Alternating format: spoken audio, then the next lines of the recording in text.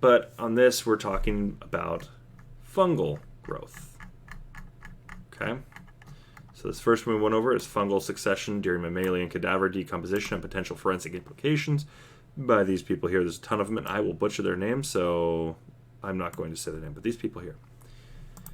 This was accepted on August 24th, 2019, but it was officially published on the 9th of September 2019, so it's not that old. Okay? Thing is, basically what this here says is that fungal growth can actually be a problem when it comes to crime scene investigation.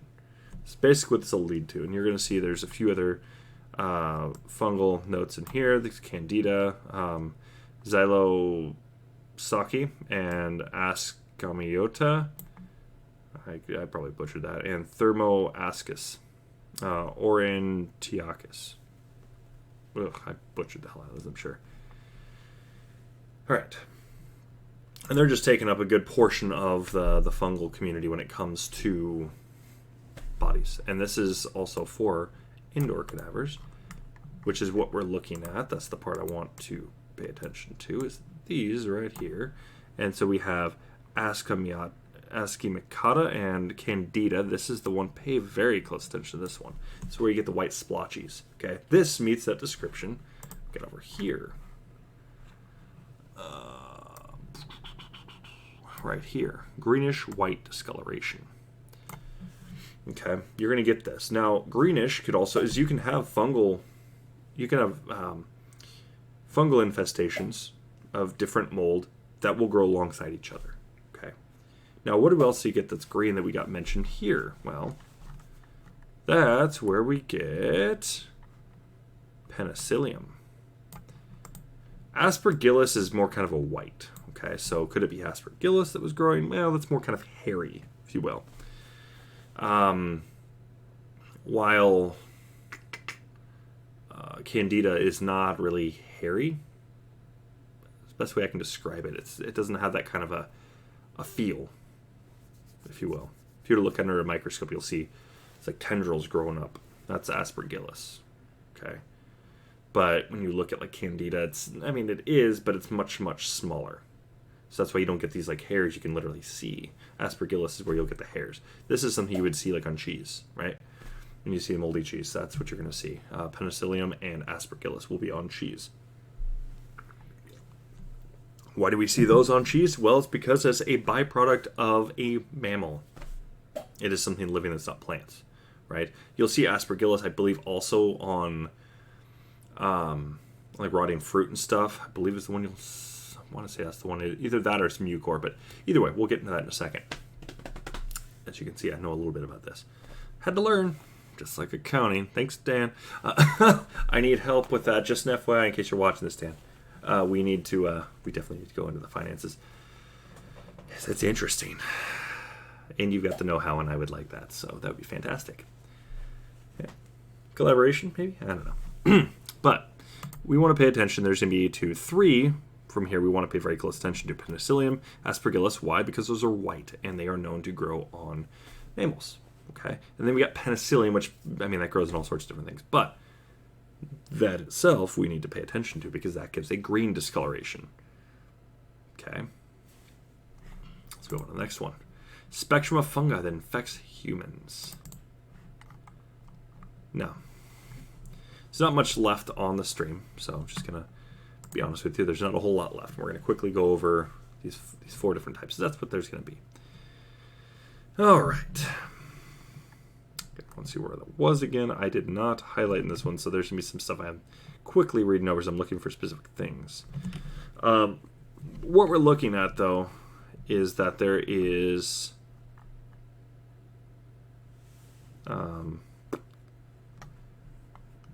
we're looking at dead humans, right? Dead human beings. So anything that's going to affect a healthy human would be there temporarily. It could last a bit, but it's not going to last the whole time, and it's going to probably just go and fade out. Why? Because it needs something that's alive. So this is why we're able to easily deduce Ascomyota is not there. Okay? That needs life. Doesn't feed on death, really.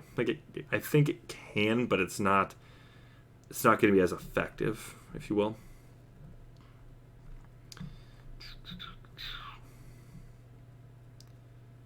See, it parasitizes. And then it causes systemic infection. See, that's why. So it can't be this one. That's already ruled out. Bam. So we've really only got like 4 different times in there's the other one we haven't looked at, which is mucor. Which I doubt it was actually mucor anyways. But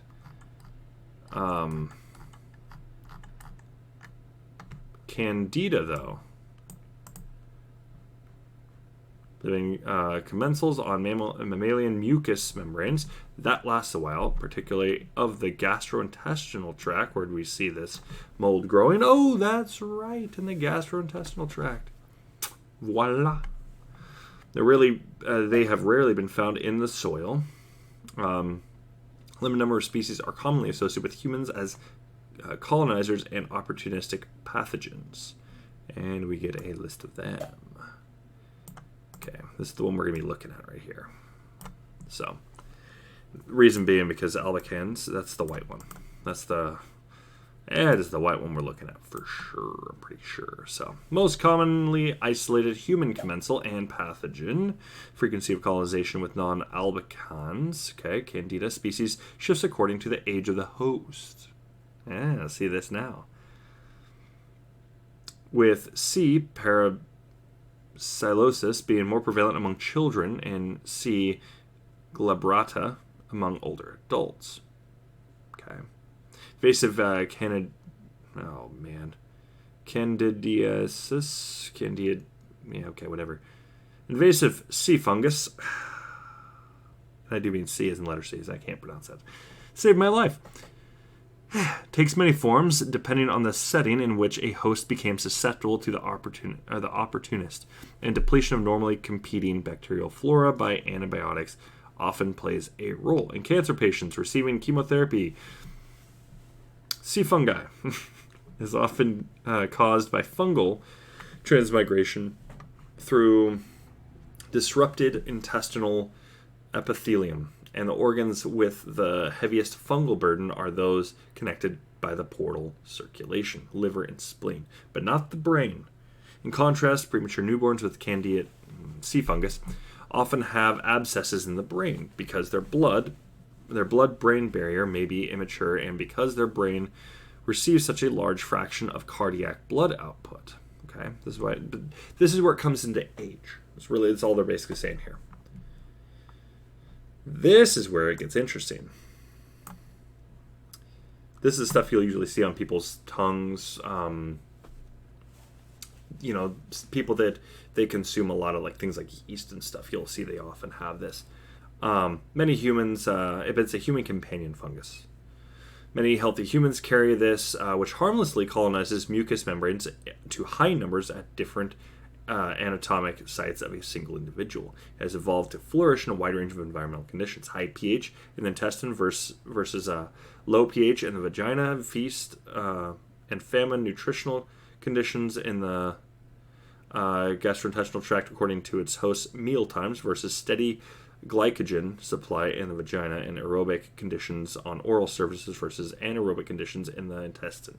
Unlike the dermatophytes, in which different clades inhabit different anatomic sites, these biotypes are generalists and each can adapt to all sites. But what do you see they usually like to go and hang out in? Oh, that's right. Where do we see them at? That's right. Okay, now this is where it also gets interesting. Not only can it survive and thrive in highly disparate microenvironments of the human host, that includes during death, but as part of the normal flora, it has also honed its ability to avoid triggering human immune defenses. For instance, by covering its main structural cell wall component, I'm not going to read that, with glycoproteins to avoid engaging the macrophage dectin-1 receptor. That's basically going to just protect it. Okay, so that's a good thing here. I don't know why I was continuing on with that. Okay, so it's just basically, this is something that's just kind of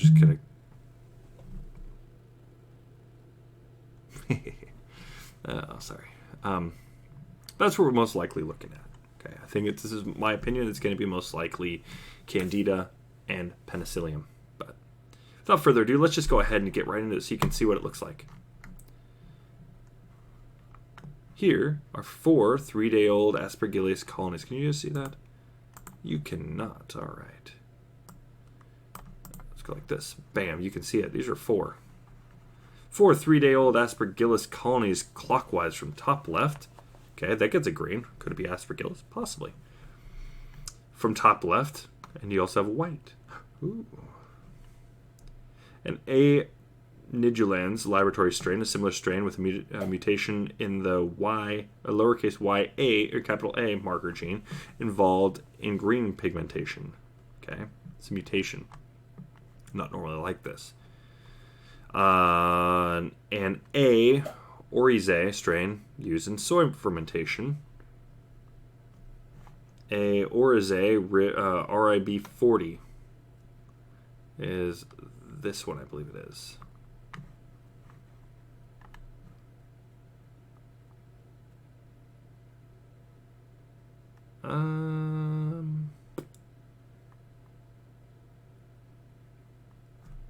Top left, clockwise. Yeah, and then this is the standard one. This is for soy fermentation. This is just regular. Okay. So. Okay. So, if that's what that is, well, then that can be white. Then you got to look at the structure. That's the structure of it. Of Aspergillus. Hairs.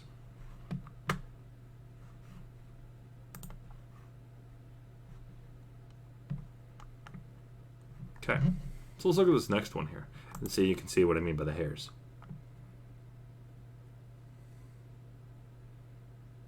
Hairs. So what do we got over here? Ah, Candida.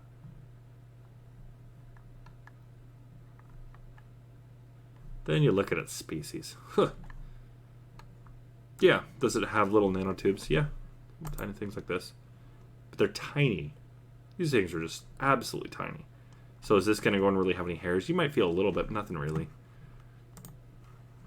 So this isn't going to give that. Well, we know on the body there wasn't really any hairs growing. At least it didn't look like that. Could it have been? Yeah, possibly. But this is common with people, with mammals.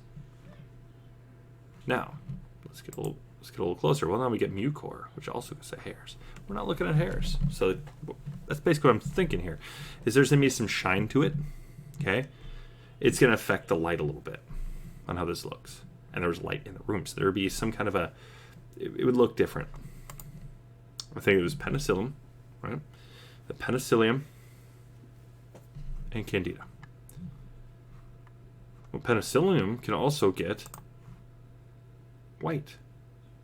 Could it have been Penicillium? Didn't look like it was growing in a little blotchy patch just like this. But it very well could have been. But I don't recall it looking that way. And I'm not going to show so nobody asks. Okay. I think it's more Candida with some Penicillium. Okay. Just different strains right there. We got the discoloration.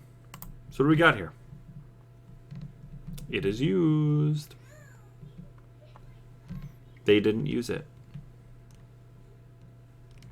Now, how far back does this one go? I don't remember. 2009. They were doing this, forensic mycology, relatively new term describing the study of the species of fungi present in cadavers. That was in 2009. This is 6 years after. It wouldn't have been so new.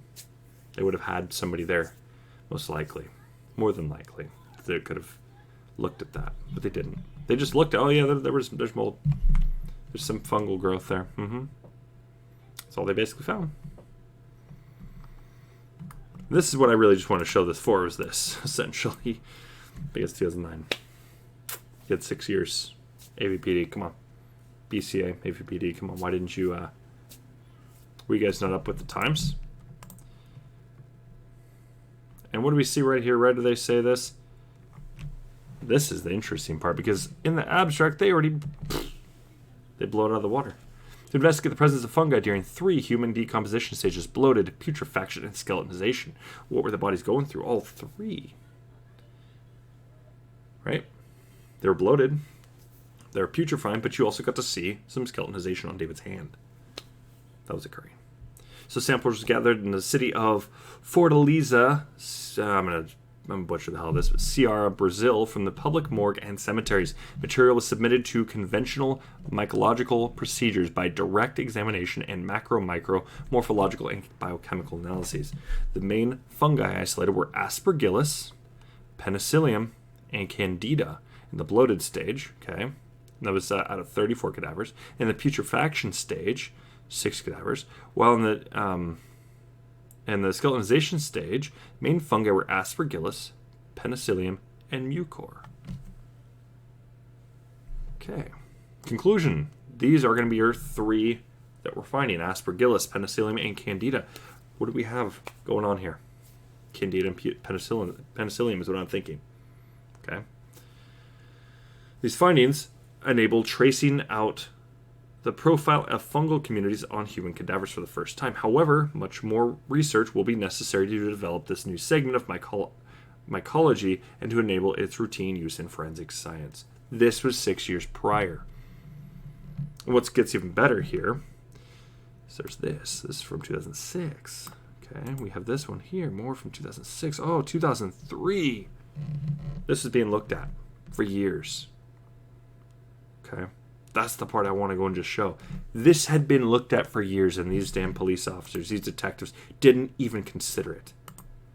Mold plays a damn factor. They didn't even consider it at all. They should. That's directly what they should have used. Yeah, the fungal growth starts at different times for different ages, right? Okay, we know that. Then we also got to look at things like body temperature and the temperature itself on which these things will grow. Well, Brazil, that's pretty damn warm. Okay. And what did they have? They probably had a higher temperature than Apple Valley, Minnesota. Which means that goes along more with what the decomp is here. I would argue that it's at least, if not much higher than the temperature that was in the house, so 68 degrees. A consistent 68. Well, not really consistent because there's still the wind flow. I mean, all this. I mean, there's a lot of things you can consider. But yes, I would argue Brazil, okay, would have been warmer. So they're finding this is going to be a sped up process versus a slowed process. Okay. And what did we get? We got the 3 different types we found through all the different reports. It says 3 different types of mold. We can basically just deduce that is once again that it comes into lighting and shading. Wasn't a whole lot of that with that mold. So we're looking at most likely Penicillium and Candida, which is on Rania, and we know it was inside of David. I'm not sure if it did say it was on the outer body or not of David and Camille, but there was mold growth in all 3 of them. Much less in Camille, and then more in David, and then there was, from what I could see, it was more on Rania. You have the order. This just totally proves that. But thank you guys for tuning in tonight. We will be back later. I'm going to go eat my quick little dinner, snack thing. And then I'm going to be back on for Elder Scrolls. And be prepared. We are going to be purchasing our very first home in Craglorn. You didn't actually get to witness me do anything in Craglorn, but that place is freaking hell. But we're buying our house there. Why? Because it still falls under the Daggerfall Covenant, I believe. And it's... for how much it costs, it's actually pretty good size. Might have a friend or two hop on, and hopefully, and then we'll be able to decorate with some insight from them and get our guild house built. But thank you guys for tuning in. We'll be back here hopefully in about 20 minutes to a half an hour. And we'll see you guys then. Thanks for tuning in.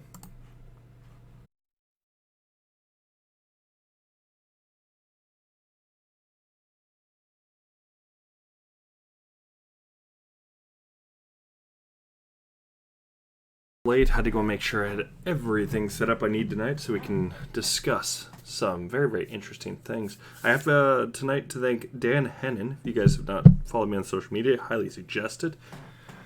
Have to thank Dan Hennon for this, actually. He posted a video. I don't know if it's actually live on his channel anymore. I actually saw it on the Gray Stage channel. I saw a posting by Greg today, and very, very informative. I didn't get to watch the whole video, but he brought up hair. And I found that very, very interesting because I didn't really think about it. And I even admitted that today on social media. I didn't think about it at all, actually. Never really considered the hair. Not in that manner, at least. Now, I knew there was some stuff odd about the hair, the amount of hair, location of where the hair was at, and things like this. I've taken all those things into consideration. However, he brings up another point about there would have been some kind of container that would have also had Kamel's blood.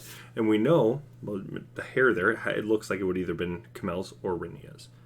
Okay. It couldn't have been David's because it's all, well, very, very dark. David had, like, blonde hair. Okay. So it's, would I say dark or light? I mean, it was darker. It was like a dirty blonde.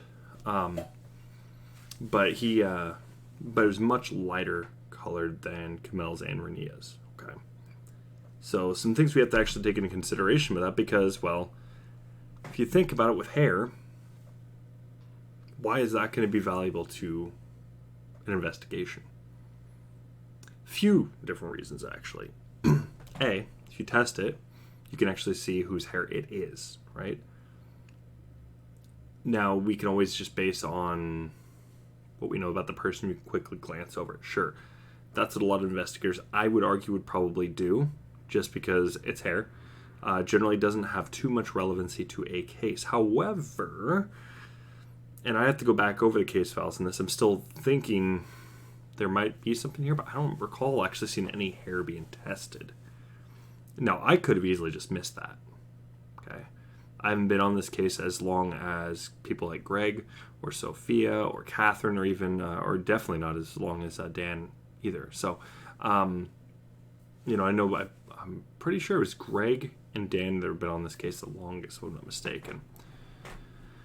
But that being said, today we're going to just go over some things like hair clippings, and we're going to go and take a look. Well, this is what it looks like to have cut hair. Now, this is what it looks like if a hair is just ripped out. Okay. Is it possible for a dog to completely do that to every single hair? Technically speaking, yes. There is no 100% certainty in almost anything in life, right? Other than you need oxygen to survive, right? As a human being, you need oxygen to survive. That's 100%. You need that. Okay. But things that are not 100% certain. When you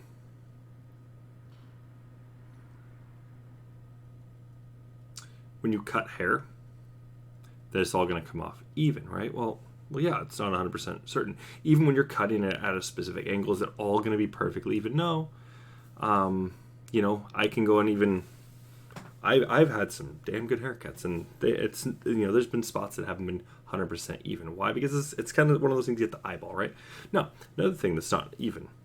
When a dog bites onto something with fur or hair, it's going to rip it out by the follicle. It's not guaranteed to do that. However, if it's trying to yank it out, is it going to? Well, is it going to rip some of them out? Yes. So, that's something we need to take a look for. Are we seeing any hair follicles? Now, we don't know when paleo had alleged, or whenever the alleged scavenging had happened, okay? We don't know when that occurred. We don't know, was this early on or was this later on?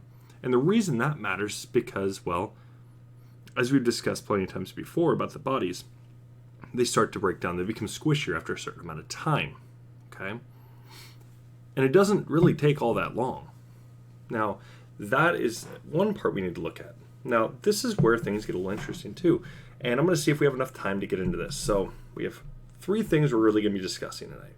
The hair looks like it ties to Rhaenyra or Kamel, most likely to Kamel, right?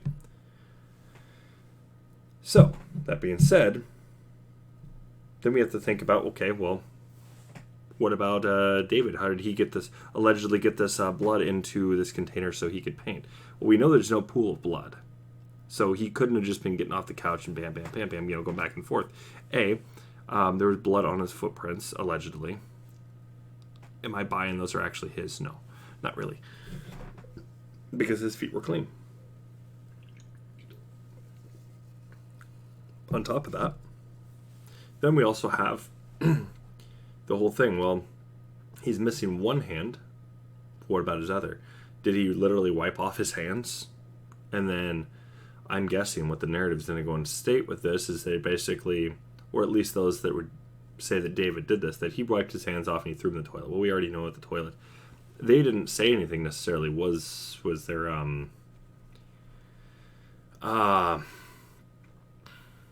was there a smell of urine in the home, right? It's got that metallic kind of smell. You can definitely smell something. Well, we know they didn't talk about any dog urine.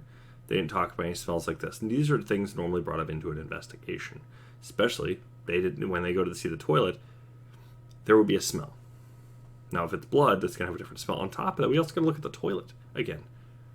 Where's the mold? Where's the mildew? Doesn't make a difference. This is a human byproduct in there.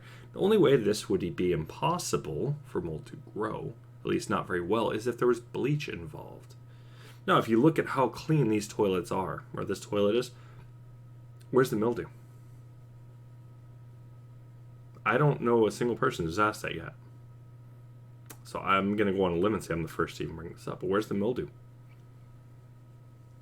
Right? Doesn't take long for that to grow. If the toilet was cleaned, true. But my point with that, though, is still, even then, if that is what was in the toilet, which, I mean, I did bring up, I don't believe I said it was blood. Let me bring this up real quick. Just take me a second. We're going to go and look at this quick little infographic I made so you guys can see it. There we go. So is it urine? Well, the ABPD never tested the liquid in the toilet. However, urine does in fact decompose over time, and the smell becomes more overwhelming during decomposition. ABPD didn't mention a strong urine smell, so it can be assumed no. Is it blood? ABPD never tested the liquid in the toilet. So, however, blood, like urine, does decompose, but unlike urine, the smell is a distinct metallic smell. Yeah, okay, that's what I meant to say. And it is not overwhelming. It could be a possibility due to the discoloration as well. So could that be blood? It could be. Paper towel or toilet paper. Paper product has absorbed a great deal of water and has leaked a great deal of the substance that was on it initially. Is it likely that it's toilet paper? Not likely. Based on size and tear appearances, it looks like the paper towels seen around the house, which is true. You look at the size of it, it definitely looks that way. On top of that, I'm going to see if I can zoom in here.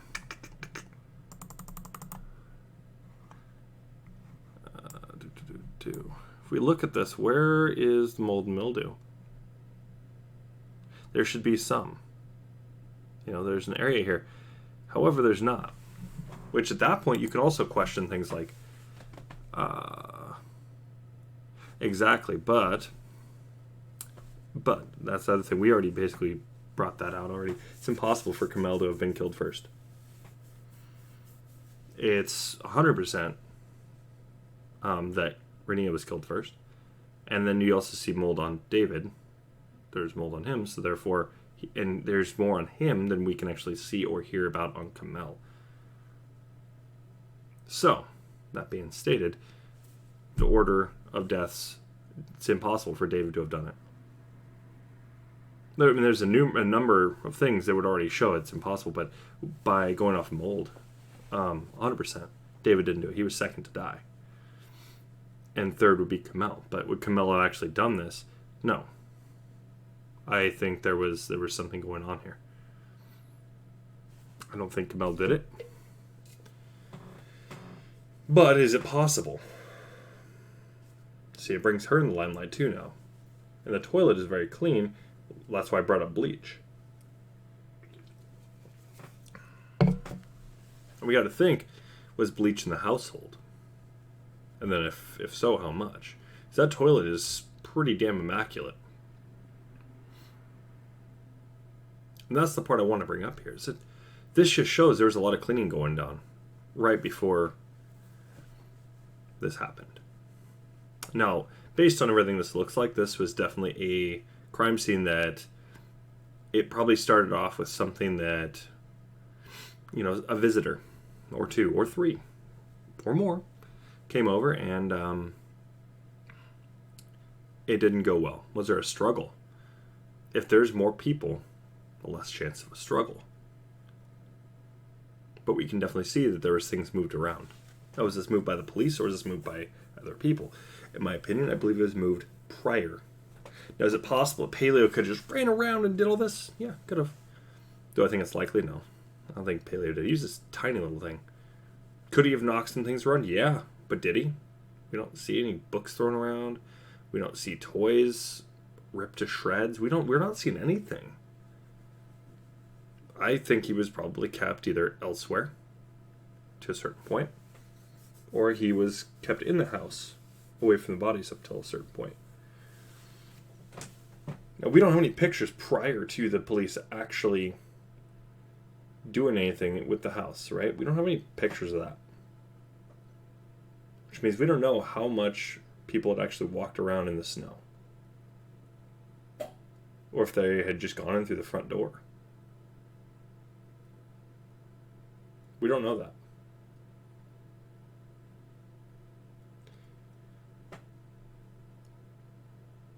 So, but without further ado, let's get right into the hairs. The hair is an interesting one, and I have yet to really delve into it. So we're doing this live. It's going to be the same kind of reaction. Well, it's going to be a live reaction, rather. So let's get right in. So we're going to go look at the AVPD, because they had less photos, I believe. And then we're going to go through the BCA. So let's get right to it. And don't worry, we're going to go over things like outside the house and all this eventually. There are still some things I have not covered on this case yet, so we will go and cover those later. However, first things first, we need to go over is the hair. And do we see any hair? Well, we're going to see some hair in a second, I believe.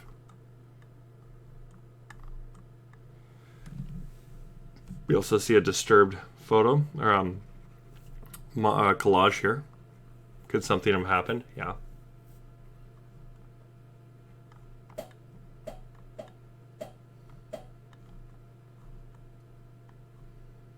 We're about to start seeing hair in just a second, I believe.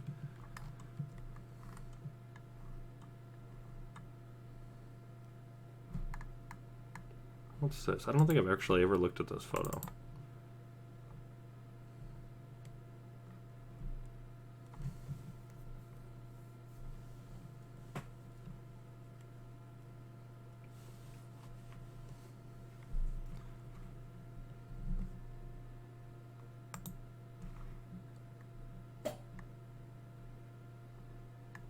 This photo here, I'm going to run this by, if we have time by the end of the stream, I'm going to run this by live.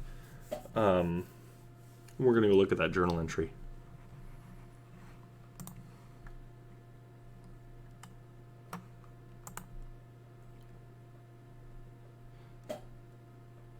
Right. No, I totally agree. I do like to find things live, so, you know, it, you know, we learned something together at that point. That's how I see it. All right, so we're not going to get a whole lot of hair photos from the AVPD. There is some, though.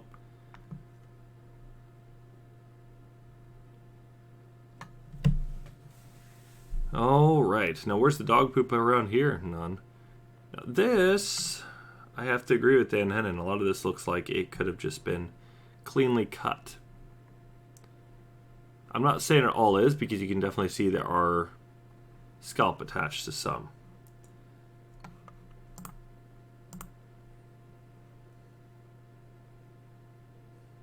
But for the most part, this looks like this right here looks straight up cut.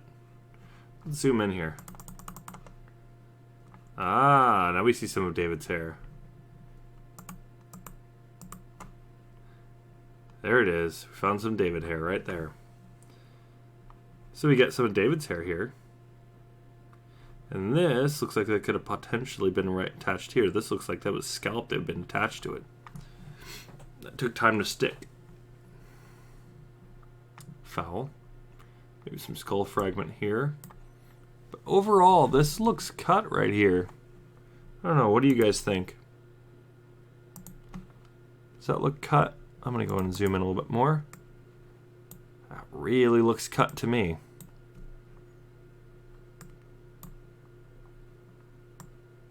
I'm not seeing any hair follicles either. I'm seeing scalp on some of it, but there should still be, if paleo was ripping, there would be hair follicles. And where are the hair follicles?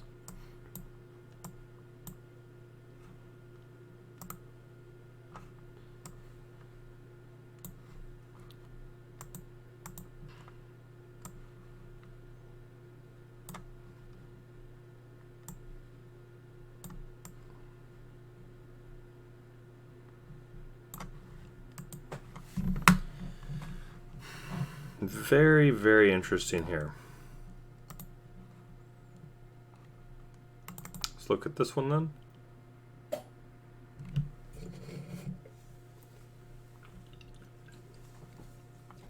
Same thing.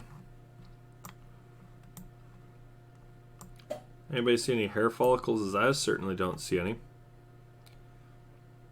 See this long hair right here. That's what it looks like.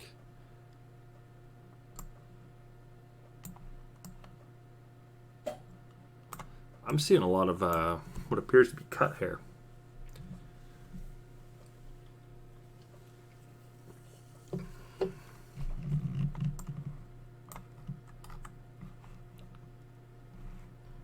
Interesting. Let's go back to the BCA. Take a look at their photos.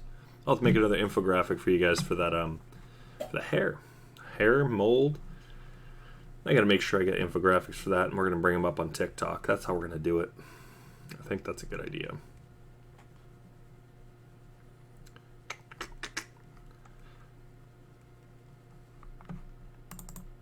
That is off topic, but I'm going to still look. Curious.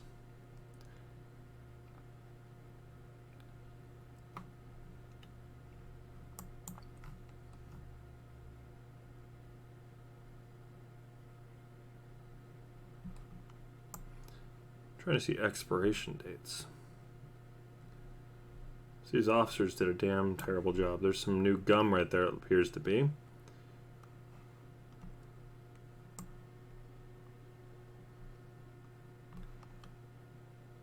Plenty of bottles. They drink a lot of Oddweller, or it's a bit of a healthy drink. Eggnog.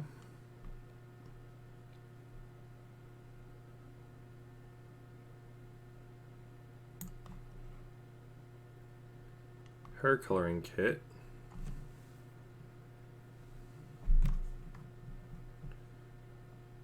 Revlon Luxor color. Let's look it up. Can you guys see that?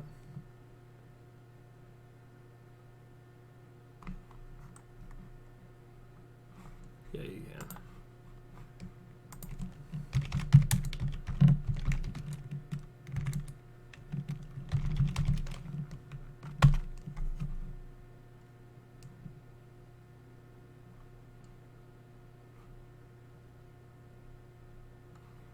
So we're seeing it live right here. This is a coloring kit.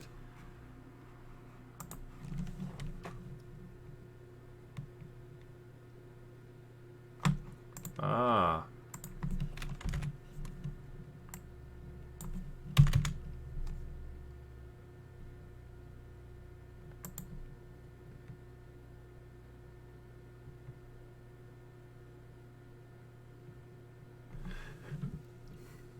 Color cream, luxurious. Is that it? Take a look.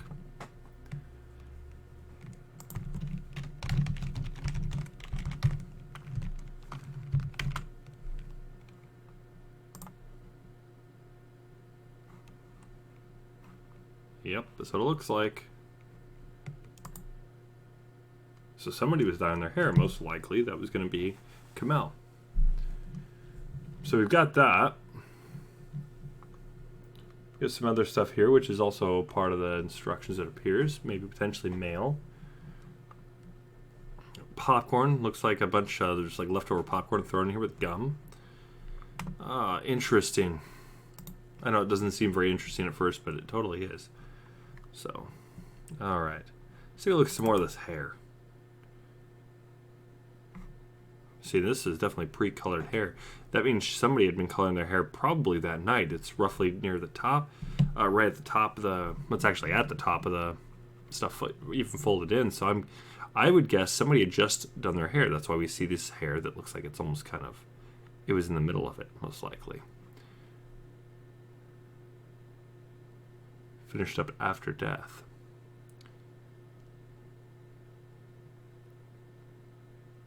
But none of this, and I repeat, none of this, we're not seeing any hair follicles anywhere. Why is that? You can see clumps. This looks like here. This had some kind of a liquid in it. Could it have been blood? Yes, it could have been. However, there's going to be a discoloration with this. Generally, it's either going to darken it severely, or, and when I say severely, it's also going to also adjust the color. When blood attaches to things, especially dark colored things, it does, you get that red coloring, things like this. Then you, of course, got other bodily fluids that are getting involved too. That's going to adjust things. It's going to clump differently, things like that. And then there's, of course, this could have just been the hair cream color. My bet's on this one. So look at how light this hair is. I think that's what was going on. Somebody was in the middle of dyeing their hair. That's my thought here. So I'm not seeing any damn hair follicles anywhere. There would be some hair follicles. Where are they? Appears to be more David hair. You know that he had short hair. So where is it?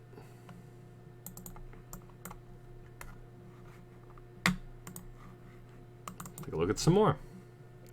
Now we get strands. Where are the hair follicles? Not seeing any. There should be hair follicles, but there's none.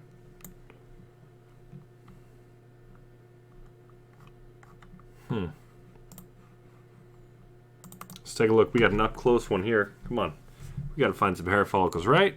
No. This is hair that was just, this is blown right out. This is ripped. See that? No hair follicles, though. That's got blood on it. Blood and brain matter, things like this. You can tell because look at how thick that is. That's not a hair follicle.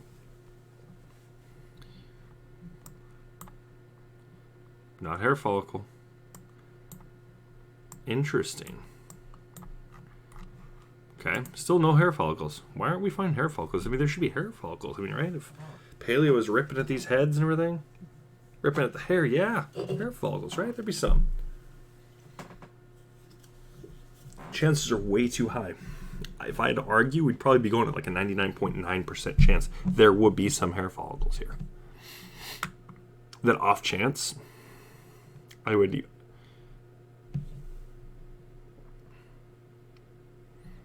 Oh, thank you. But we're not seeing any here. And we're seeing it in these random areas. Now, would paleo just take some hair with him? I don't think so. And even then,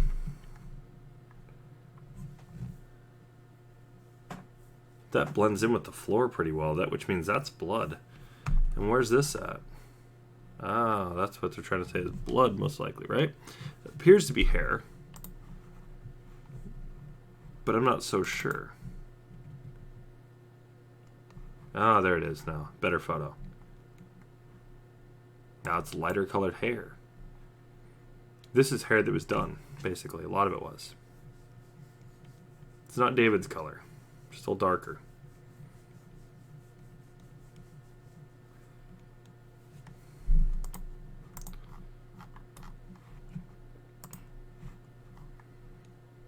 Everybody, I think, is seeing my point here, right? It's, even then, we got the bath bath had just occurred, most likely. At least it was pretty recent, I would argue.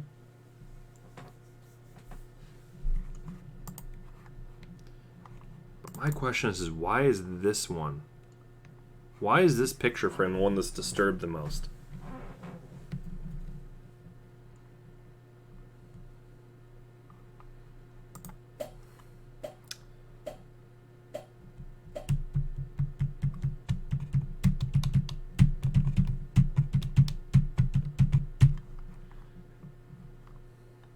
Is it all we have for the hair? I think that's all we have for the hair.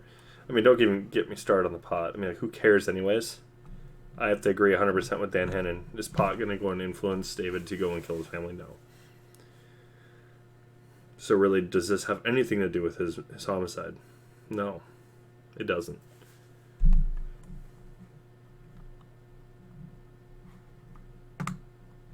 What's he got in this trash? God, I hate dumpster diving, but unfortunately, kind of have to do it with this case.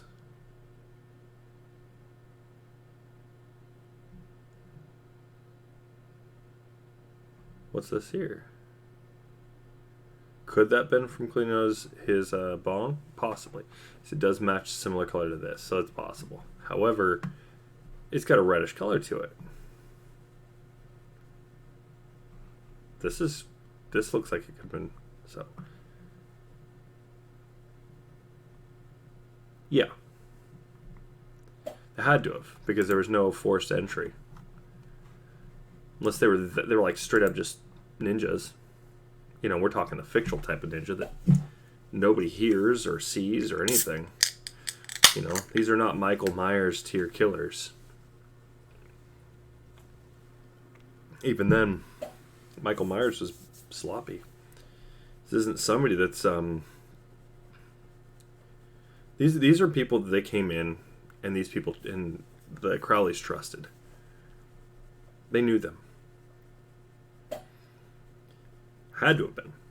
Why? Because there was not a whole lot of reasoning as to why this all could have gone down. No, but like I said, we know for a fact David didn't kill Rena. We've got the time of death now, basically. I don't have the exact day as of right now, like to a T. I've got, mathematically, there comes down to like 2 days. And we know it's at the very, very beginning of January. I've got it narrowed down to 2 days. Okay, within a 2-day time frame, it's early on.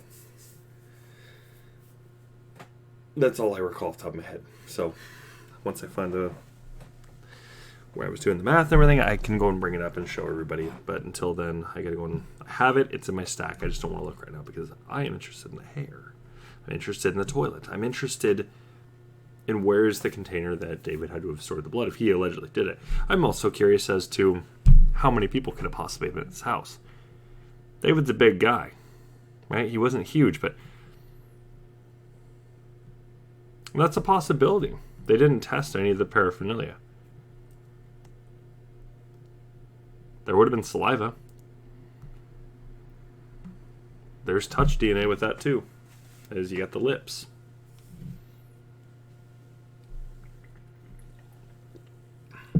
Did they test the footprints to see if they'd match David's? No.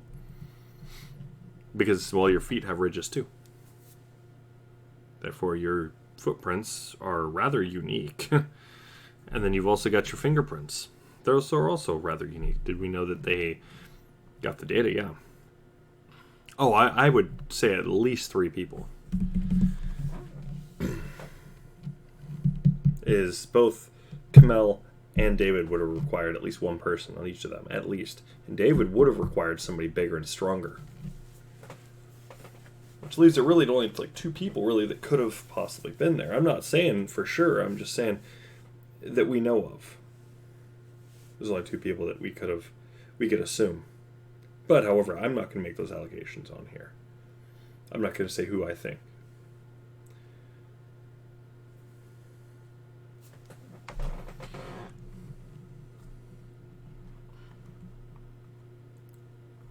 But 2 is just enough just for those 2 people. Okay. Now, looking at it this way, I think there had to have been at least 3. So now you got somebody that's got to go and keep an eye on Paleo and, well,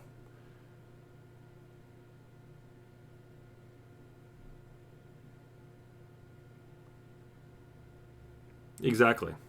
I was going to say, go for the fun. What do you mean?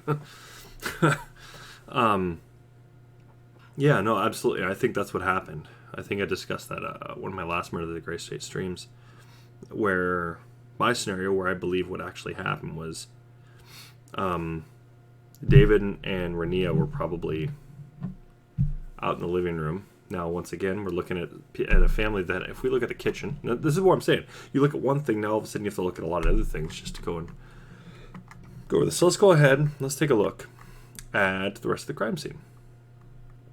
When I say the rest of the crime scene, I mean the kitchen. Let's look at the kitchen. So, let's look at the kitchen stove. Okay. Exactly. The dog knew the intruders and was comfortable around the intruders. That dog would have been protective. Would have instantly been on the protective. I don't care how small the dog is. The dog would be barking, would do all sorts of other things. Didn't do that. No, you're good. But so what we're looking at here, this is a family they picked up after themselves. How do we know this? Because we've got pictures from David's journals to see these things. But what do we got here? We got a family that just got done cooking. Probably for multiple people. But then, we got to look at this other part. The dishwasher. Did all these intruders eat? Now, we also know that you had a pretty full dishwasher here. Were they unloading or loading? This looks like they were loading, in my opinion.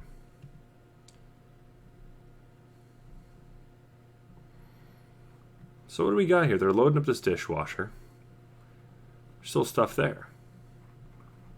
Things are open, so they're not going to bed. They're probably getting ready for bed, at least getting Rania ready for bed. Held hostage? I don't know. I don't really think so necessarily. But they were at least, if this did happen, just they came in, got in position basically, and bam, they took the time to, make sure everybody's comfortable.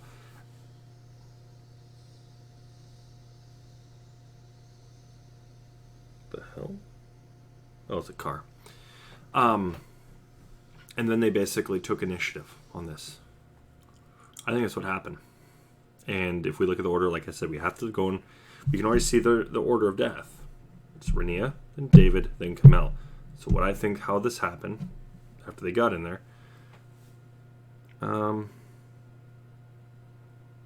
Exactly. They were very comfortable. They knew these people. They didn't feel like they had to be on guard for something like that. Maybe on guard for giving information about what's going on to everybody. Something along those lines.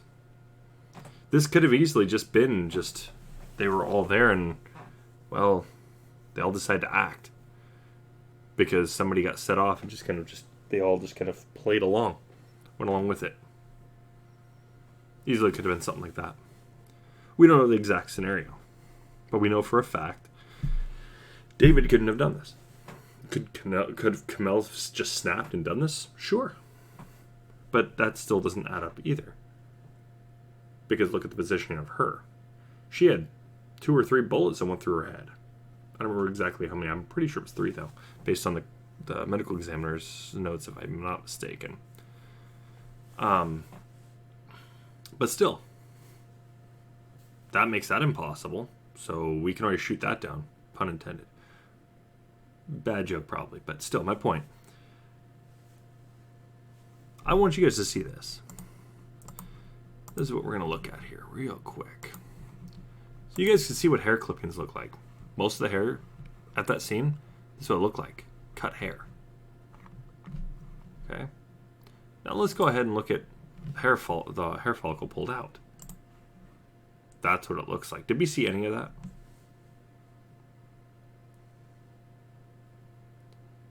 Exactly. And she's not going to cut her hair. Not during that.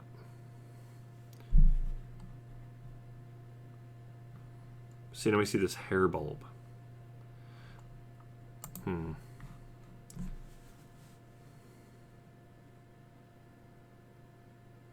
How is that,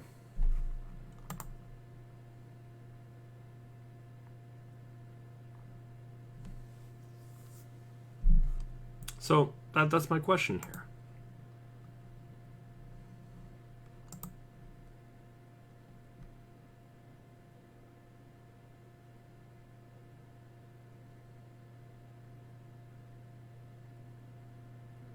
So we've got hair right here. This is what it looks like when you're yanking it all the way out. That's what's left. I didn't see anything like that there.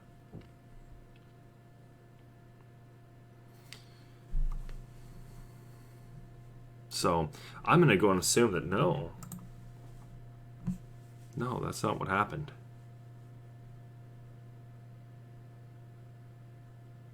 Sure, ask away.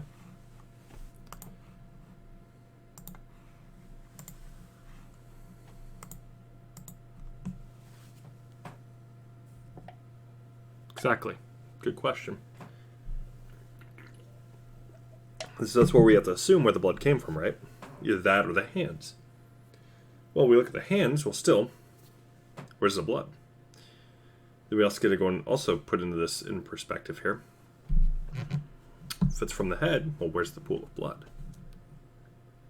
This area was scrubbed. There was areas in the house that were scrubbed. And the police did not test it. That's just terrible, terrible investigating right there. They didn't test to see, was there, well, okay, this looks rather clean in some of these areas. We're not seeing this here.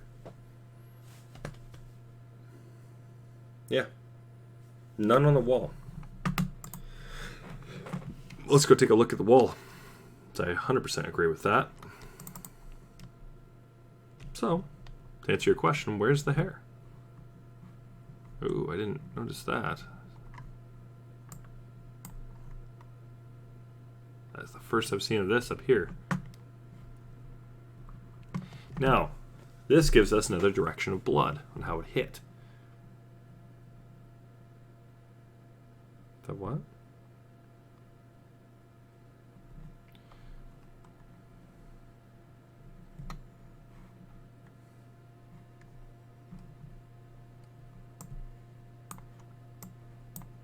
Where's the hair?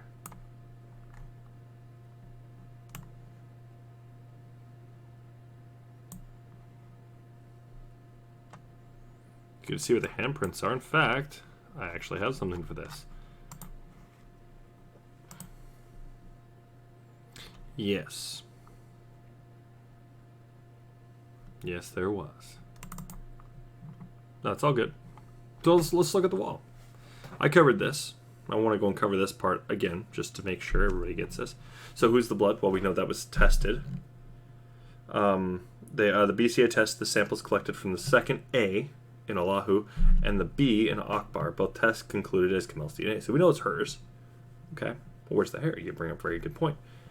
I think this is actually thrown up there to try and go and show that this was not, that the bodies were done in it was basically, they're trying to go and conclude that the blood came from the smears. I think that this was them trying to cover up the fact that something else happened. And it didn't go in the way that made any sense. You know, why is there no blood on the clock? Well, the blood came out from that way, it looks like, potentially. You know, kind of more of a...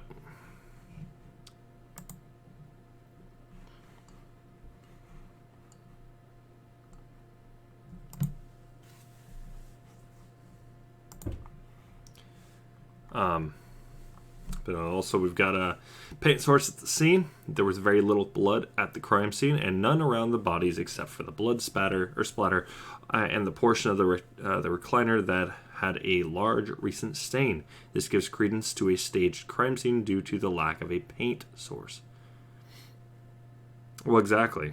We don't even know, because did they drain her prior? Who knows? Did David smear the blood? Due to a lack of blood on David's left hand and his missing right hand upon discovery of the bodies, it could be concluded in two ways. David washed his hands cleaning after the smearing, or he didn't do it. Simply put. We also know, we got this here too, you can actually take a look at the photo here. We've got them all listed, where they came from.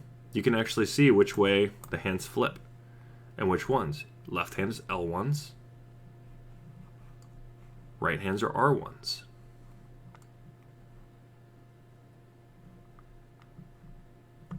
Okay, when you see L2 and R2, it's just the order.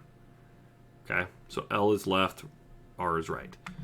So R1 probably came down this way, then came down this way on his second strike and then flipped up. How do we know that? Because this area right here, it covers this. So therefore it had to have happened after. Because we can actually see this based on layers. So if nobody here is really familiar with layers, well, me being an artist, this is something I do. I don't want to say on daily because, well, I haven't really been on the computer as much lately because, well, I've been busy trying to get other things done around the house and planning other things out, and I don't have time during the day generally. It's either that or just kind of relax before I go to work, and, well, I'm going to relax before I go to work because, well, 13-hour shifts. No, thank you. Plus, I got to watch my kids, so... But you can see this here. There's layering. So we got layer 1. Oh yeah, sorry. It goes up and then down. But you know that because he goes whoop and then he flips. Hence hand flips. And then he's got here. Okay. And then you've got, and this is a lot thicker here than it is throughout the rest. And when I say here, it's because it looks like it was like doubled down on. And then you got down over here. Left hand 1, right hand 1. And then, boom, right across. Why? Because we got layering. How do we know that? Take a look. Okay, so these are important facts here. But now, would there be this much splatter? Him doing this?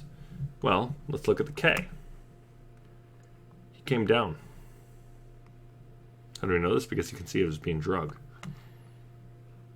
Okay, if he went up, it would have been a different motion. How do we know that? Because now we can go and look at this A over here. Take a look where he's going up. We can look at this A, which is this one right here, I believe.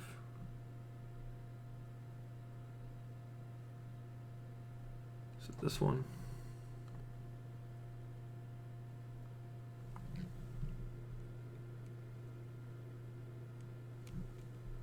Yeah, it's this one. So this one, he's going up. Then he flips. He comes down. Okay, you can see his fingers here. He's going up. He's literally using his fingertips, basically. And he goes up, and then comes back down. Using his fingers. Okay? This would require somebody with 2 hands. Yeah, and the clock bothers the hell out of me too. There's no blood here. And even when you look, there's none behind it either. And what's more, is I'd have to go and see what pictures we have. So I could have sworn the blood actually comes down like this.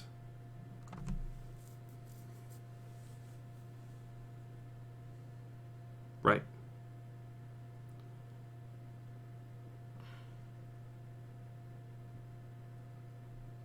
But the thing is, there would be blood drops on that. But there's none. Chances there would be blood drops, I would say, it much higher. Okay, but once again, to answer your question, where's the hair? And I have the answer. There's no hair. This was done after, and I think these areas here show that there was blood spatter. Okay, and they're trying to use this to throw off the investigators, which they clearly did. Either that or the investigators were on the take here. So you look at this. Just look carefully. It looks like it's a motion like this, with most of it being right here, a good portion of it. We can look further, you can see right from here. It came from this direction, which we know she had 2 to 3 gunshot wounds to her head. Now, let's go ahead and let's go over that. Okay, so you can see where I'm going with this. It's just there's a lot that connects. Everything in this crime scene is connected. Okay. Where is it? Is it this one? No, that's medical examiner. Photos. We don't need to be looking at that. I think it's in here. Lab analysis. All right, there we go.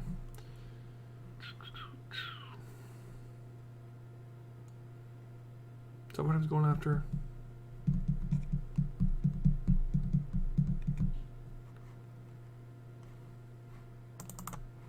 Let's take a look.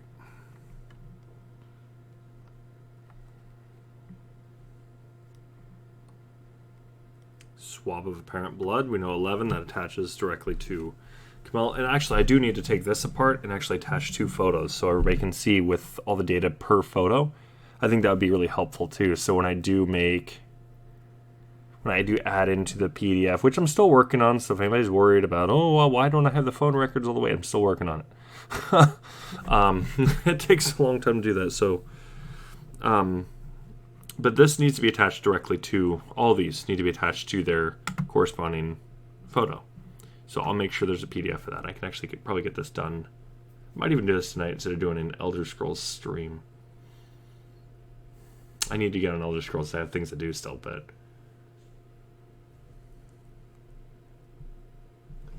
yeah.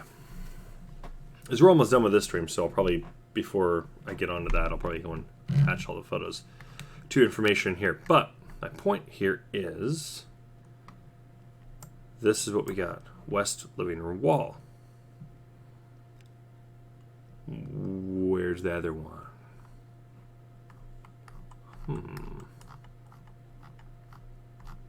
Interesting. What number was that again? Like 11? Let's go to 11. 11 and 44-1. Single source DNA profile indicated as a female. Matches Kamel Rasul Crowley. Does not match David Timothy Crowley or Renia Crowley. Would not be expected to occur more than once among unrelated individuals in the world population. Which means it is her DNA. Okay. And then we got 44-1. What is 44-1?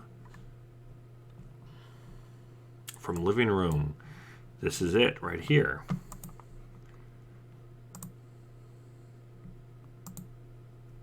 So let's take a look at the crime scene again.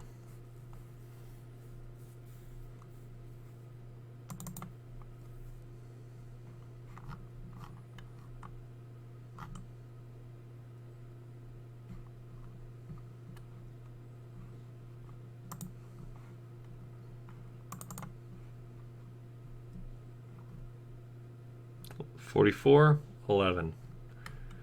Okay, so we see it. It's official. We're looking at BCA 4810 just so we can go and get it zoomed in.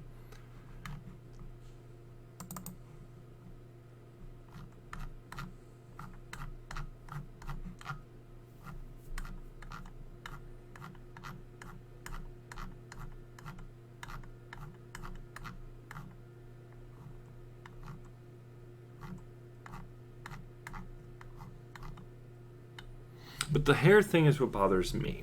Is it all, and I do mean all of it, looks cut. There's no hair follicles. Could this have been ripped? Yeah. But why don't we see the head? Because it's gone.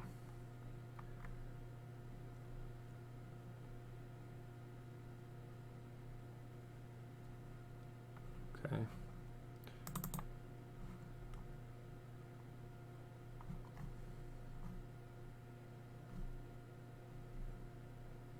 Ah, that's 12 and 11. Okay. Okay, then.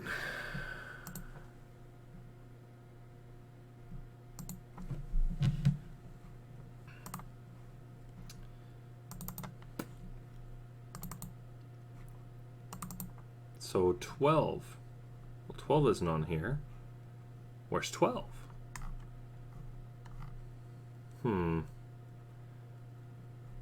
Interesting. So where's 12?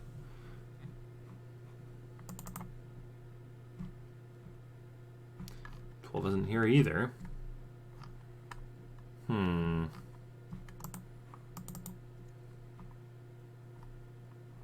Where's 12? Not seeing it anywhere. Where's 12? Oh, could it be there's no item 12 that they listed because they never tested it because they never got any of the information? That's by choice. But let's take a look. Because item 12 would have to be the blood. Now,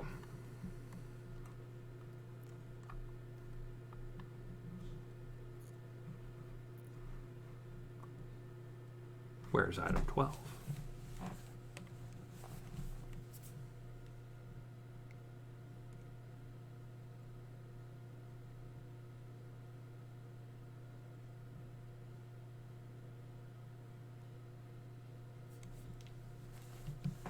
And that's my point here. They completely ignored it. You got 11, so you can assume 12? No, not how it works. They assumed it was all one person. You look at the position of David's body, they were getting lazy with this, or they're on the take. There's only two options here.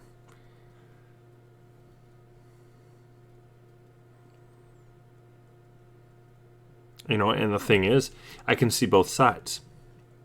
Could some of these guys or all of them be on the take? Absolutely. Why not? But at the same time, could this just be very lazy? Yeah. We know how these guys investigate. We've seen with the Pencock case. They can handle an investigation very, very easily. Very, very competent individuals. So this would come down to laziness, not know-how. They know how to do it. Or this came down to they're on the take. And if they're on the take, I think it's fair to assume that somebody's connected with this. Now, why would it also be, at the same time, allegations of like different government agencies being involved with this? Department of Defense or whatever. Why would that be alleged?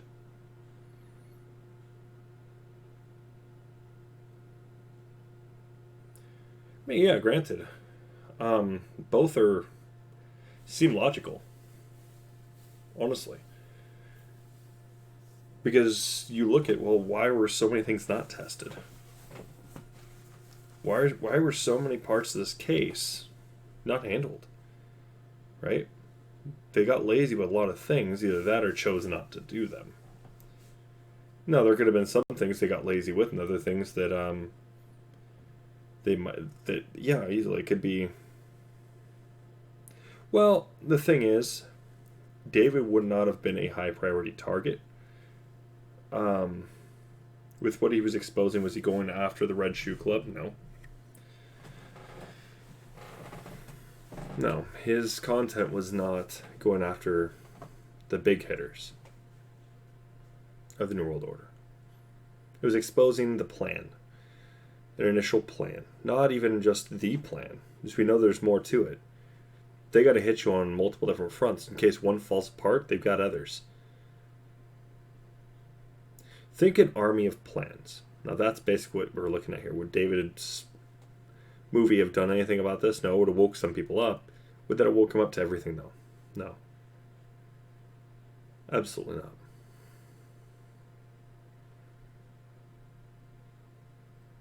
And that's what I'm getting at here. There's a Hollywood connection. And you know where that goes. Red Shoe Club goes from there too. Then you got the Fort Hood connection. We know that human trafficking has taken place there. We know they got some really, really shady dealings going on there. Then you've also got the people that are close to David. Are we playing a game of Clue here, or are we playing more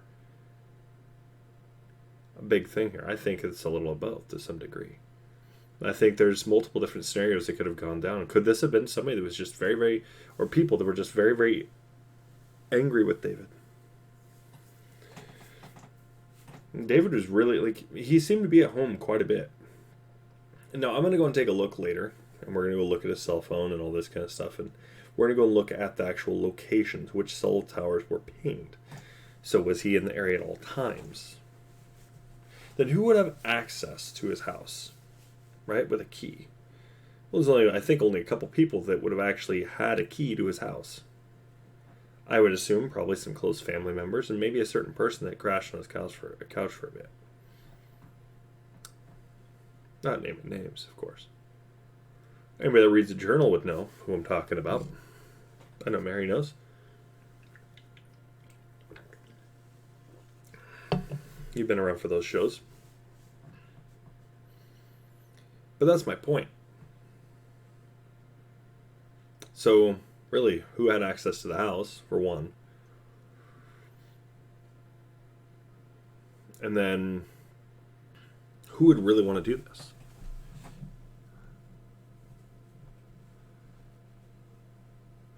Philip Marsh. That name rings a bell. I just don't know why it rings a bell.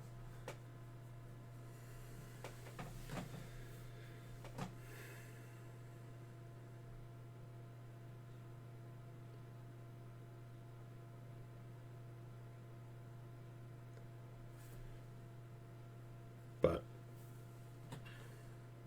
it's interesting because we got item 12 here, and we know that's the wall. It's on the wall. It's it was tested, or it was gathered rather, but it's not even listed as something that was being gathered. We'll go over it once again. Does anybody see item 12?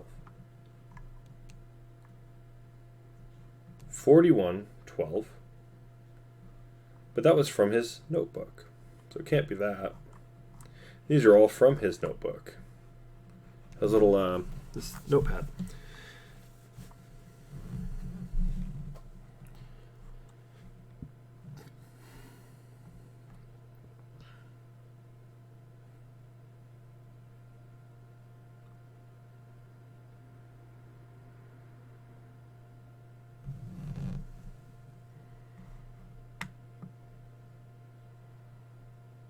Bamboozled.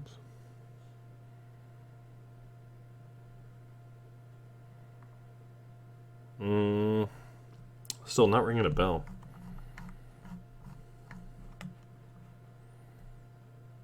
You know, even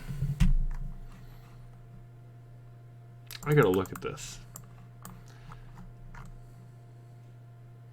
That almost has a pentagram feel right there. Why the triangle with the star in the center of it?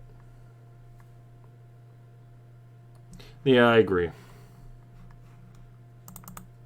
I mean, at the same time, like,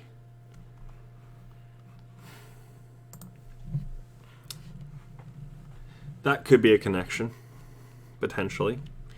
If what she had said was actually true, about what she had said about her family being part of the Freemasons and things like this, then that could be the connection. And then we have a Freemason connection. Is it 100%? No. And I'm not going to say it is either. Do I think that's necessarily a high chance? No. Not really. I think she's just being a nosy neighbor. Nosy and quite annoying.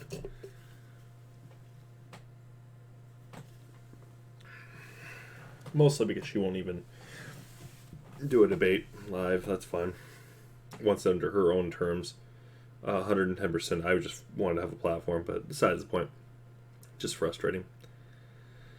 But, you know, I gave the chance. Just like I did to a certain other person. Gave them a chance, and they didn't bother showing up. Oh, you didn't give me enough notice. Oh, please.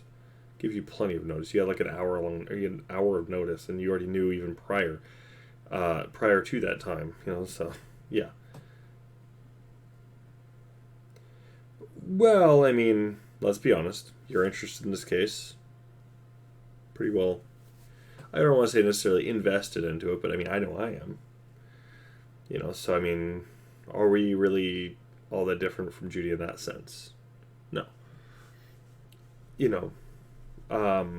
She just happens to be on the other side and super, super sure of herself that David did this. Well, she admitted she hated David, allegedly. I don't recall seeing that anywhere, but allegedly that's what she apparently said. That doesn't really matter to me, personally. Do I think it necessarily has a huge factor on the case? At the moment, no. I don't think her relationship, or lack thereof, a relationship with David, or the Crowleys in general, has really almost any relevance in the case. However, I'm not saying it's impossible. But yeah, she is... I mean, her interest is no different than ours, to some degree. Just we're on opposite sides. That's how I would see it. So, see, what else we got? No, she wasn't. And even then, if you read the messages between just Greg and it was Danny August Mason, and then with Hendrix, yeah, they didn't really like Judy at all. So, and the family, I could assume, is probably just like, ugh, annoying. All right. Well, I do try. I'm told that a lot, but it's like, I know I'm not exactly all that nice. And in case Noah Terry's mother is watching, I have yet to reply yet, but I would be interested in discussing your son's case as well. I know that I was wrong about who had done it. But I also didn't make any accusations either.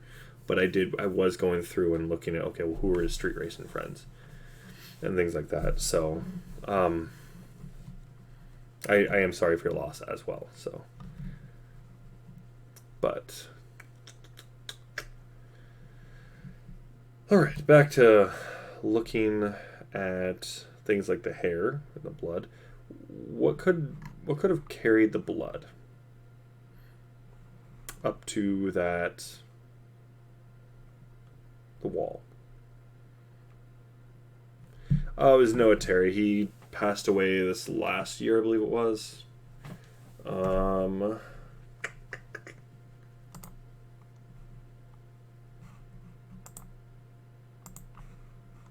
see.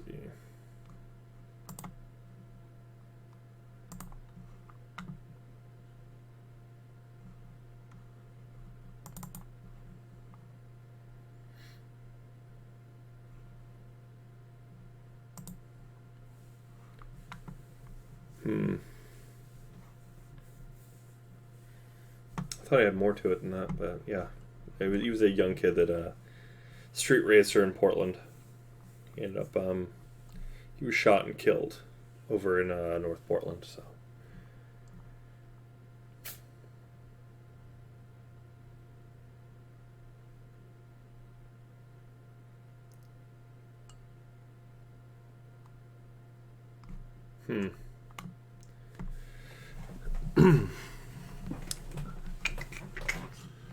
Yeah, so let's go ahead and let's take a look at more of this case here.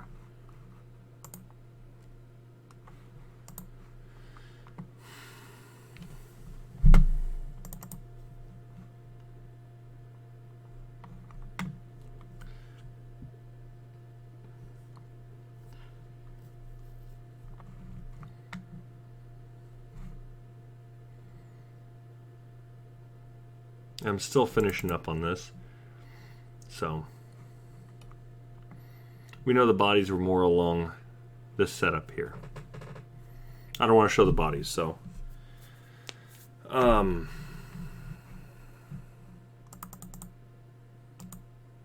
this isn't 100% accurate anymore. I have to go and adjust this. But This is what we got for the house.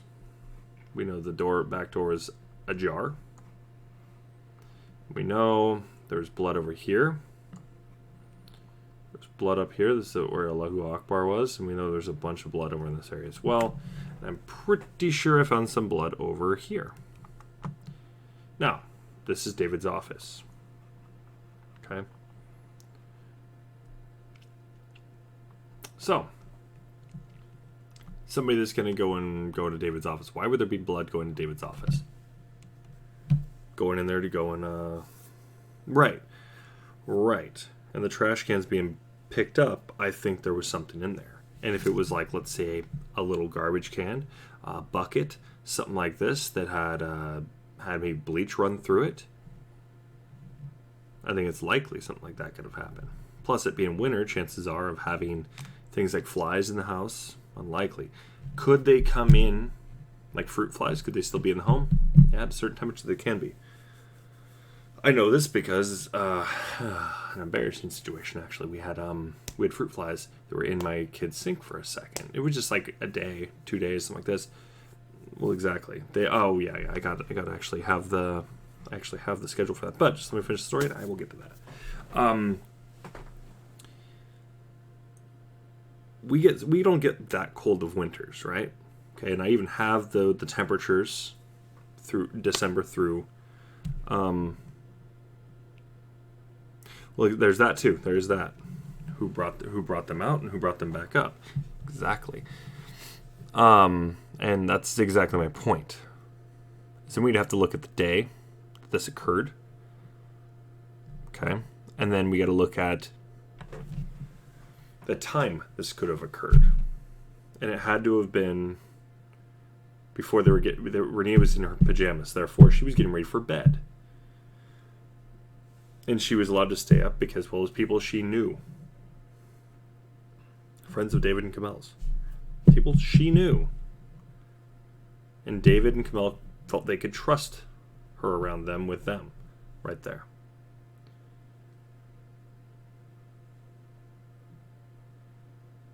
The white fur, could that have been paleo? Yes, it could have been.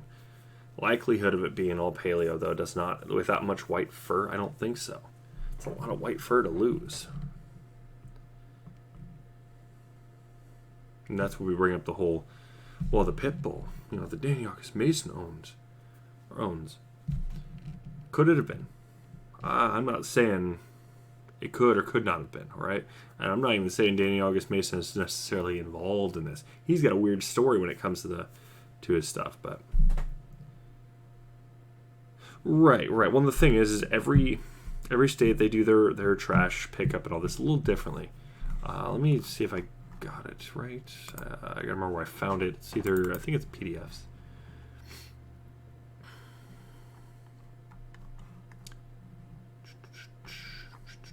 Oh, remember, I know where I got it. Never mind. I will bring it up just 1 second.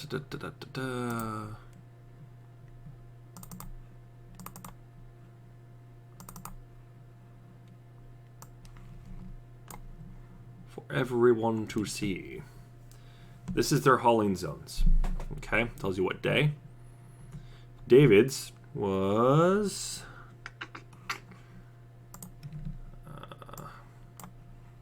I'll bring it up for everybody to see here in a second.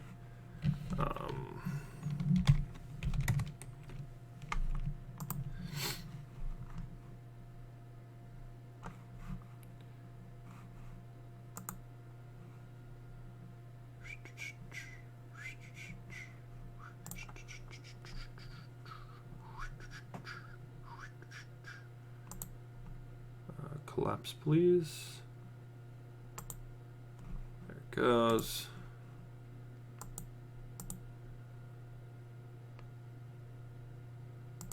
There it goes. All right. If I'm not mistaken, I believe he was a Tuesday. All right. So we're looking for 150th Street, which is right here. Then get this curve here. We have these curvy roads here.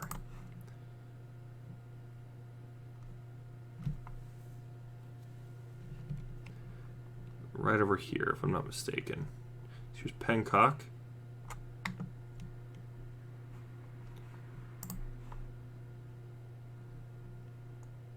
There's Whitney Drive going along here. Whitney Drive goes here. Where's that curve upward? There's that curve upward, so they're down over here. How do we know that? So you see this right here. Can you guys see that? Yeah. Got right here at Keller Park. What do we see right here? Keller Park is right here. Ramsdell Drive is right here. They're right here in the middle. Literally middle. Right here. So they would be a Tuesday.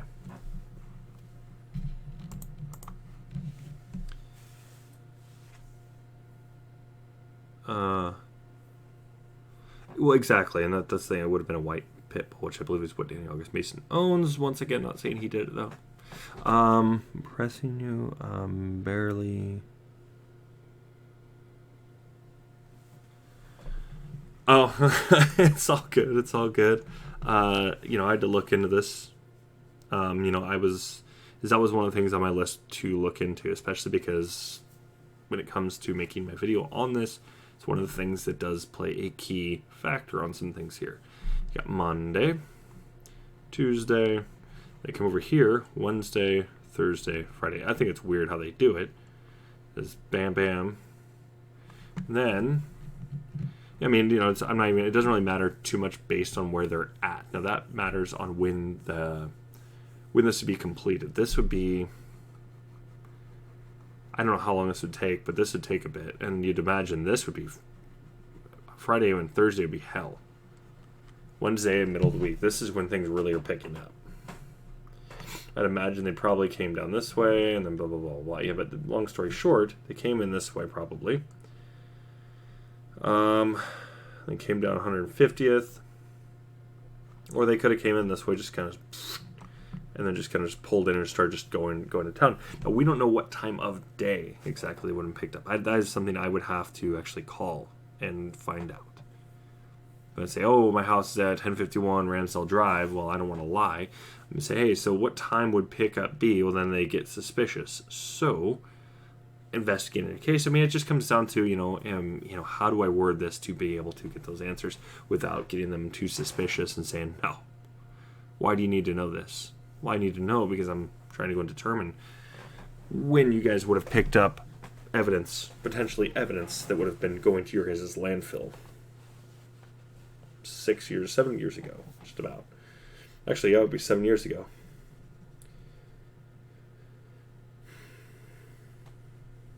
So, that's a problem. Well, going on 7 years from today. And that's the thing, is we know that we'd have to find out, okay, well, your last pickup, because now we're looking at the calendar here. January 2015 calendar. Just take a look at this, and we could basically deduce 2 days it would have been possible.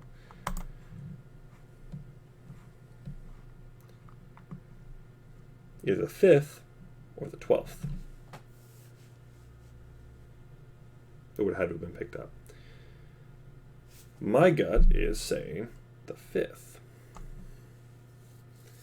And the thing is, I have details I can't fully discuss, but we know that people started scattering early January 2015. We know Danny August Mason up and left really early. Oh, jeez. Okay, so safe search. That right there is causing a problem for me. I'm like, what? Why is this popping up here? Safe search is on, yo. Well, exactly. And we can actually, let's bring that up actually.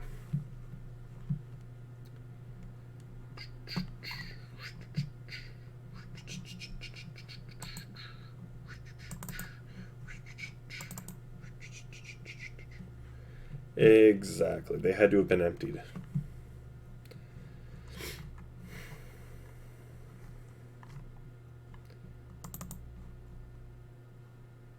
pretty thoroughly emptied here. Pretty clean, too. This is the recyclable and the regular trash. This is a recyclable, if I'm not mistaken. Based on what we see. Here would be the trash. Looks like a typical trash container. Why is you seeing spills and stuff like this, and you're seeing that it's kind of grody down there, right? This would be trash. Recycling is generally pretty clean. You know, who throws this kind of stuff down there? I don't know. They didn't really pull it out to go and find out what this is. Could this matter? Yes. It's torn. Yes, it could matter.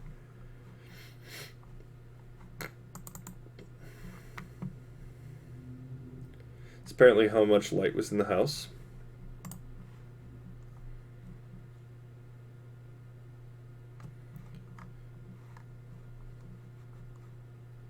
So recycling, then trash. Why do we know that? Because you see this picture here.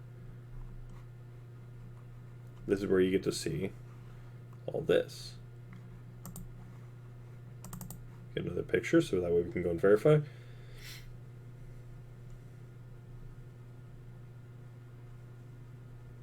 Right. And that's the thing. I mean, when I was... So, my parents' schedule... I believe it's the same now, but when I was living there, when I was a kid, it was always, I always had to take the trash out. Now, I don't want to say always, but a good portion of the time I was always told, take out the trash and recycling. We had to do it both at the same day. Trash, recycling. I think yard debris was a different day, but trash and recycling were the same day. Okay, so...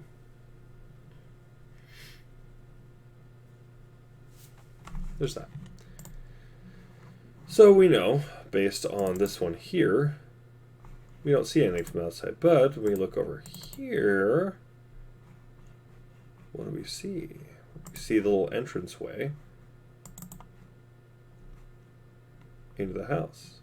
So we know this one has to be, right here, has to be the recycling. No ifs, ands, or buts. So we can just deduce quite a bit of this pretty quickly about the outside of the house.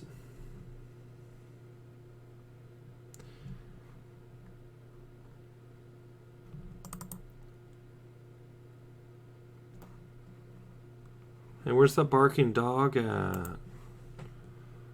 Oh, where's the barking dog? My point exactly. He's not here. He's not up there barking like how Judy was saying. I don't believe so. This right here used to alarm me, but this is, I believe, the Afghani flag. Just to go and show.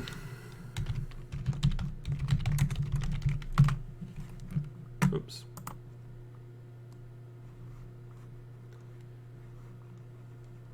See? And then you go over here. Afghanistan flag. Why does he have this? Is that's where he came from, or that's where he was at. He went to Pakistan, or I mean not Pakistan, but Afghanistan.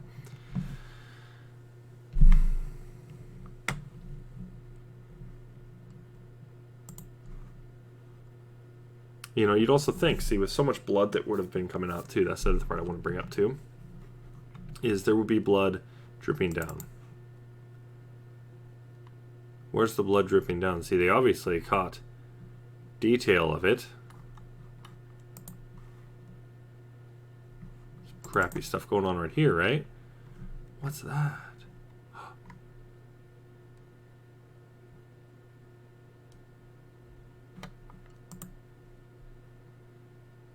Well, exactly. That's so true. So damn true. But you also got to think, they didn't go grab the mail. They didn't really grab the newspapers.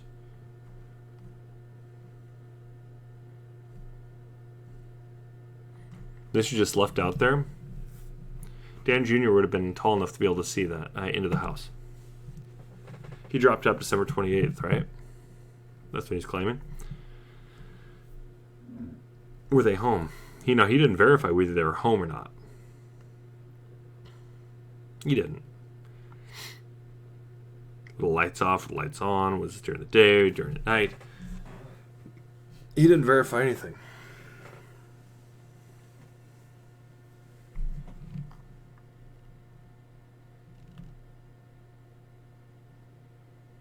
They didn't test the presence either. So.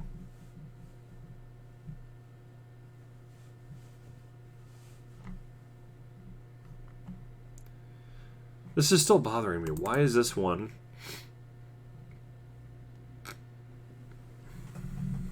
Why is this one so disorganized like this?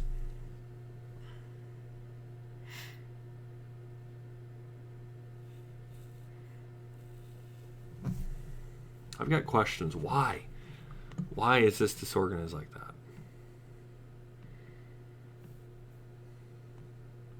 That's exactly what he did do. I agree.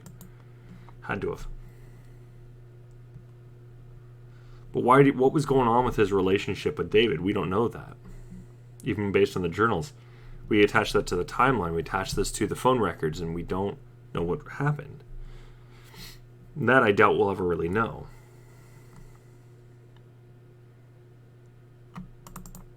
And we got this trash can.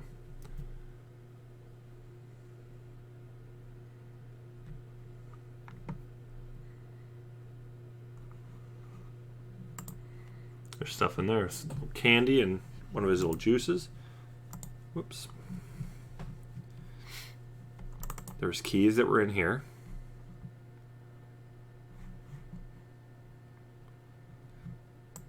Now, aren't these people that are pretty good with their stuff, right?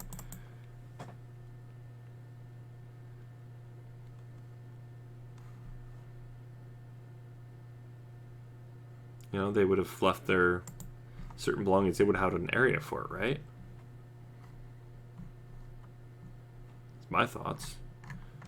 Let's look over at the entryway. Could have sworn they did. So why would car keys be right there then? And actually, better yet, yeah, it's a Toyota. I should have guessed from that right there, but still.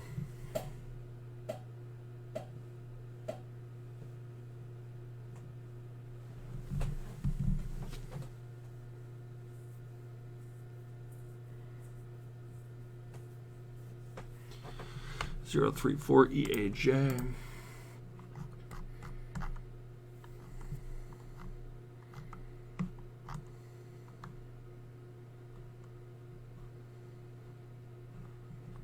This car here, that was her car, which means this one right here is David's.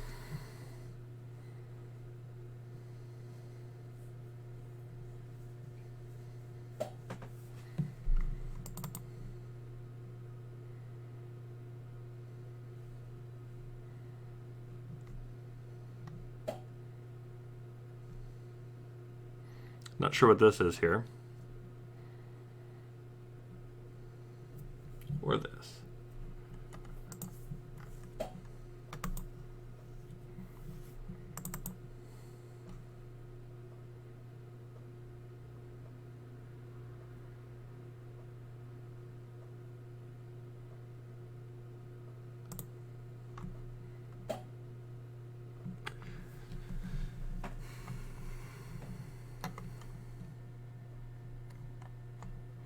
Yeah, this went from here and we started digging into other things. So,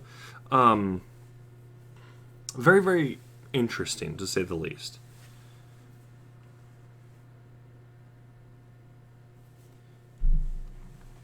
Oh, that Texas thing? Yeah, I'm thinking so too. I think it was probably his past be on base.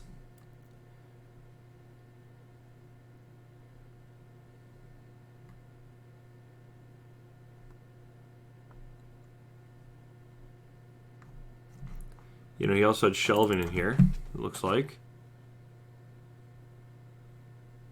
Oh, that's Kamel's. So this is her stackable, organized little area.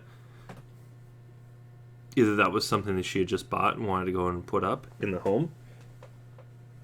Or that is something, even then there's a sock in there too, it's kind of weird. Still, they had stuff in here. Because I think that was David's car now that I think about it.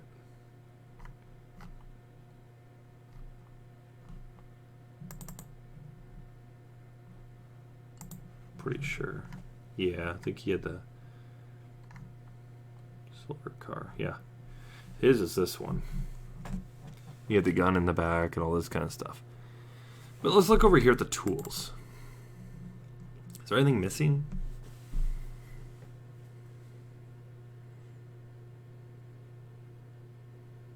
No. Well, there's two things down here. Two things could have gone missing here. Question is what? Could have been one thing too. We got a saw up here, so we know that's not a saw. Does he seriously have... He's a shark jaw up there. Interesting.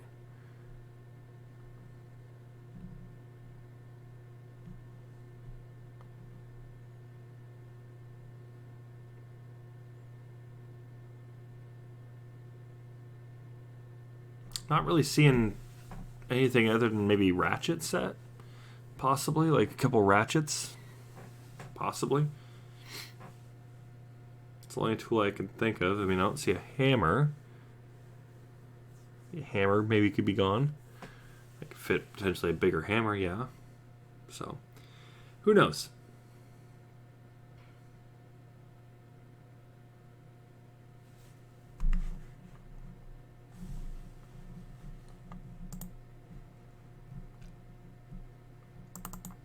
Then we got to look at his little tool bench area.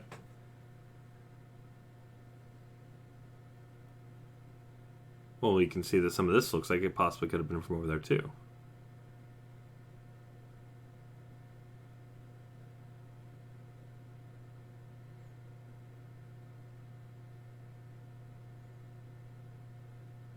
So, who knows? But he was organized. For the most part, he's pretty well organized, and so is she. You know, I think I'm pretty much head on when I say their personality types. It's a possibility. Could have. If they did do anything with it. Yeah, they absolutely could have.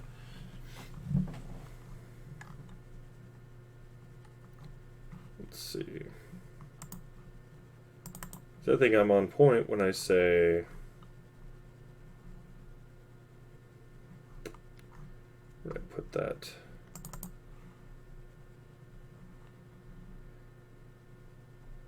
We're looking at David's personality profile.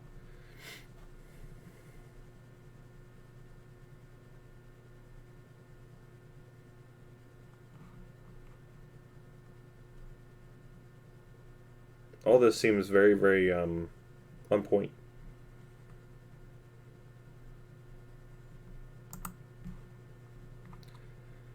And then we've got Kamel, who this is what I feel her personality type would be. Very, very extroverted.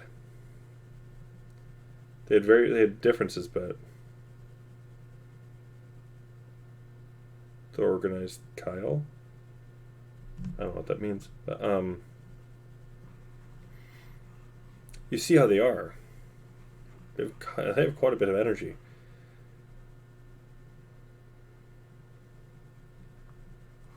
So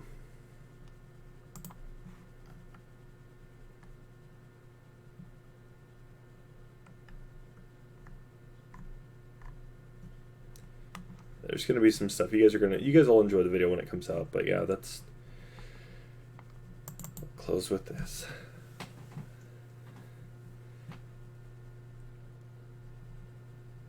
That's possible. I think it was a lot of restraints, and could have brought their own weapon, but they very well could have also used one of David's own against him. Because that's where we got to go and look at, was there another clip added and then one taken? Yeah. It's a possibility too. So, but thank you guys for tuning in. I'm going to try and get those photos attached to those whatchamacallits, to the analysis, and then I'm going to get those added to the PDF, and then I'm going to go and get to the stream after. So I will take note on when that is. I will post it on social media.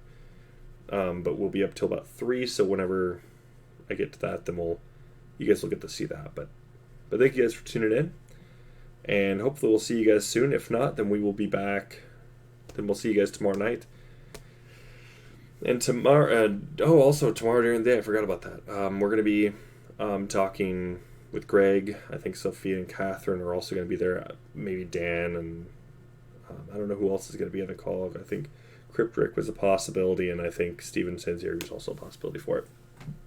But tomorrow we're discussing mold, as far as I know, so that'll be a good conversation I cannot wait to have, especially because, I'm not necessarily an expert on it, but I've been learning quite a bit, and I can tell you right now, mold, when I say you can predict the order of these deaths, 100%. 100%. Because they're in the same area, we can predict this. We can actually not even predict it. We can see it. We know directly that this is this is the order of how they were killed. For a fact, because of mold growth. Now, body temperature does play a factor to some degree, but end of the day, what we're looking at here, regardless, is Kamel died after David. And it took multiple shots to kill Kamel, rather than what appears to only be one shot to kill David. And was that shot actually used? We don't know. We do know that it does look, at least appears to be, some blunt force trauma onto David's skull. Okay? Just based on the way it's caved. And broken out and all this, and yeah, it does appear to be that. So, could he have been just taken down and then stomped on? Absolutely. Could they have just shot the gun just to go and... Could they have done that first and then caved his head in? Who knows? Something happened. And we're going to get to the bottom of that. But thank you guys for tuning in, and we'll see you guys tomorrow or later tonight.